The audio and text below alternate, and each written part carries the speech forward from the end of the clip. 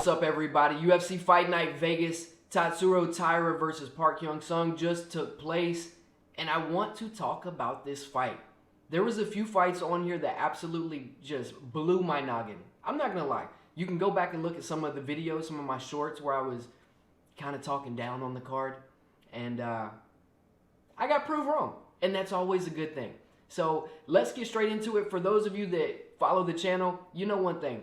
I put timestamps in these videos, so if there's one fight that you're more interested in than the other, feel free to skip ahead, skip back to the one that you want to hear about the most. Let's get into this. Don't mind the different camera angle. We're trying new things. This is a new channel. First on the card was the featherweight matchup of Danny Silva versus Kevin Vallejos. I was excited about this fight from the moment that I heard it announced, just because both guys do the same things. And try to follow me here, like they're very different fighters, but they do the same things well. In this matchup, Kevin Vallejos just seemed to press forward a little bit more, and his punches were just stronger. Like, he just had a certain thud on his punches, and a lot of these stockier, smaller, more compact guys, they have that effect. We're going to throw up the punch statistics right here. So 73 out of 168 thrown for Silva, 90 for 230 for Vallejos. So these boys were busy. Let's throw in another 2 takedowns for Vallejos, 1 takedown for Danny Silva. Kevin Vallejos is a bit susceptible to being taken down, but here's the thing. You can take a guy down all you want, but if you can't keep him there, that it doesn't really matter. You know what I mean?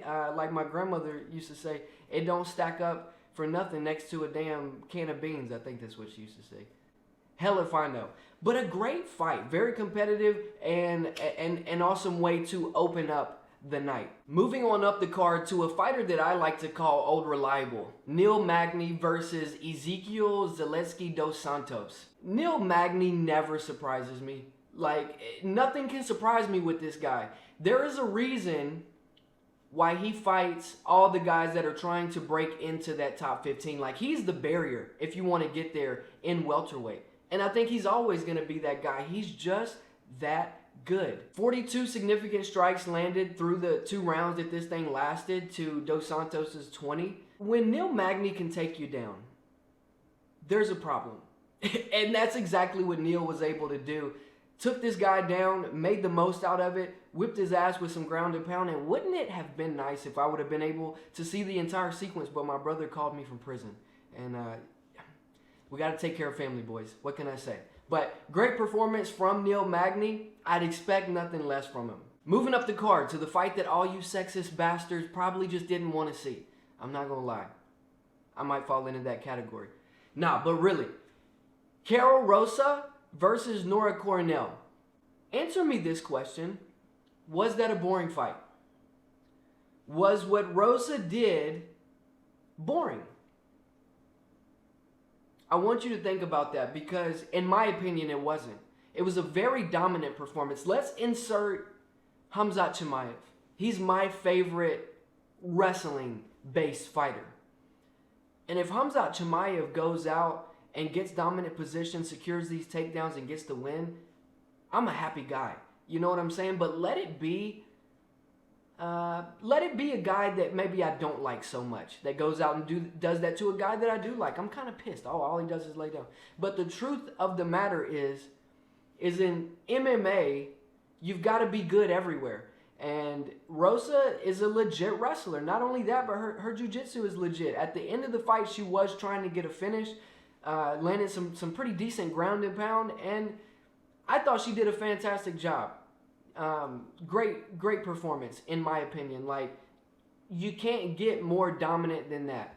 I'm curious to hear what you guys have to say about that, though. I might catch some shit about that one. Moving up the card to a fight that I think is worthy for fight of the night. It's between that and the co-main event. Elvis Brener versus Esteban Ribovics.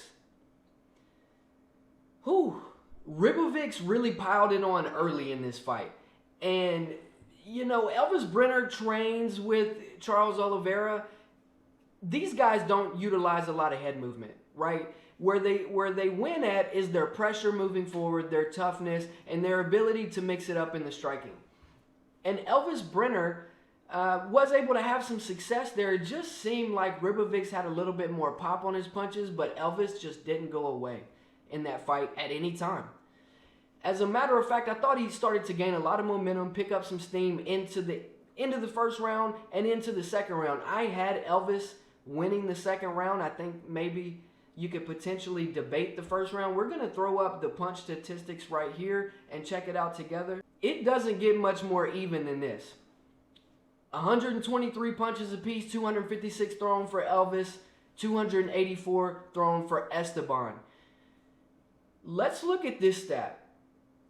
The 9 takedown attempts, 0 landed. Now, one might look at that and be like, oh, well, that sucks. He shot all these takedowns and didn't land any. I like the fact that he attempted them.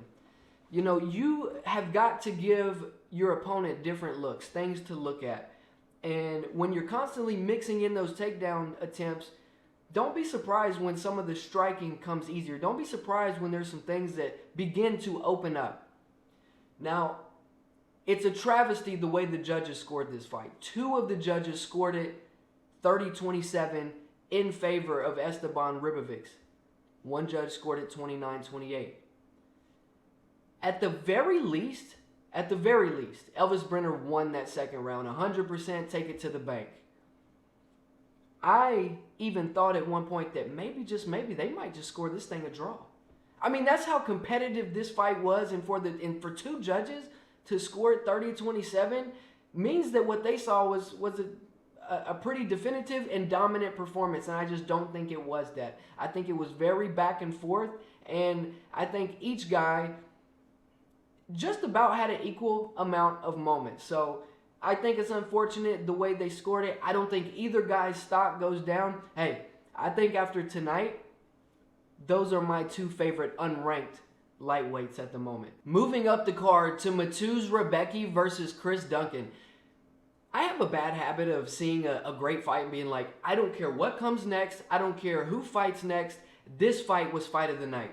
And every time I get proved wrong, but that's a really good thing when that happens. You know what I mean? That means that exciting fights take place after that. And this was one of those. These guys were in there trying to kill each other. I'm going to be honest. Like, the head movement was slightly better in this one versus the prior fight. They were able to get out of the way of some punches and answer with more counter strikes I saw. Again, both guys' stocks have gone through the roof. It was a breakout career type performance for both guys. It was the most strikes ever landed, I think maybe even ever thrown, by both guys. We're going to look at the strike statistics right here. 123 out of 78 for Rebecki. 95 out of 225 for Chris Duncan. 2 takedowns for Rebecki, none for Duncan.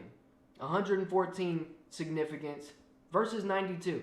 Another very competitive, very close fight. I had Rebecki winning round 1. I think they scored it right. I think Duncan won round 2 and round 3 of this fight. Again, I don't think Rebecki's stock goes down at all. I think that both guys are going to get excellent fights next, and I think that it is very well deserved. This was just a great night of fights. A lot of these unranked guys came and showed you who they were, and now I think they're on the map. Hopefully there were some other people watching these fights tonight other than me. Moving up to the main event of the evening. Look at us, guys. We are just cruising through these fights. Tatsuro Taira versus Park Hyun-sung. I think that's how you say it. Here's a crazy stat. The guy who got the finish had less total strikes than the guy that got finished through 2 rounds. I wish this fight would have went a little longer. And the reason I say that is because, just like anything, your time that you spend in the field is going to determine how sharp you're able to get some of your tools. And I thought for Tatsuro Taira, it would have served him well and did him justice to spend a little bit more time in there. But hey, if you can get a guy out of there quick, I don't blame you. You know what I'm saying? Like, get back to the locker room and get back to the hotel and enjoy a hot dog and an icy or something, you know. Tatsuro Taira and Park Hyun-sung started out the fight kind of feeling each other out. Like, they were giving each other a lot of respect. And then Tatsuro Taira lands 2 huge punches. I believe there were 2 straights, maybe a jab and a straight. Sits Park Young-sung down. Tatsuro Taira jumps on top of him, tries to finish him, gets him in a face crank. Wasn't able to finish him in that round. Bell rings for the second. Tatsuro Taira marches straight across that octagon. Freaking football tackles him. I didn't know that football was getting big in Japan. It must be, right? Because that was a beautiful form tackle. Gets Park Young-sung down and finishes him with the face crank, I believe it was. After the fight, Michael Bisping is interviewing Tatsuro Taira, and he says, "Who do you want to fight next?" Taira responds, "I want to get the winner of Joshua Van versus Alexandre Pantoja." Can you believe that Michael Bisping takes the mic from him and says, "Well, you might need to get one more fight until then. So what would that name be?" Tatsuro Taira gets the mic back. He looks over at his coach. His coach is screaming, "Pantoja." And so he says, "My coach is saying Pantoja. I think we want Pantoja." Like, Mike, how dare you take that moment away from him? How dare you try to tell him what path he should take? How dare you try to call out his opponent for him? And then he doubled down when he went back to the booth. He was discussing with Dominique Cruz and the guys, "Yeah, I really think that Tatsuro Taira should fight someone else." And Dominique Cruz was like, I believe it's Dominique Cruz, who was like, "Man, let the guy call out who he wants to call out." So big L from Michael Bisping. Bisping is usually a really cool cat. I didn't like that from him tonight. And I would like for him to come on his podcast tomorrow or whenever the hell he does it and, I don't know, take it back maybe? Like, bro, you're an ex-fighter. You're an ex-champion. You know, we could argue that maybe you didn't deserve the title when you got it. Maybe you didn't deserve to fight GSP. You know, I'm not saying he didn't, you know. I believe these guys deserve whatever they get.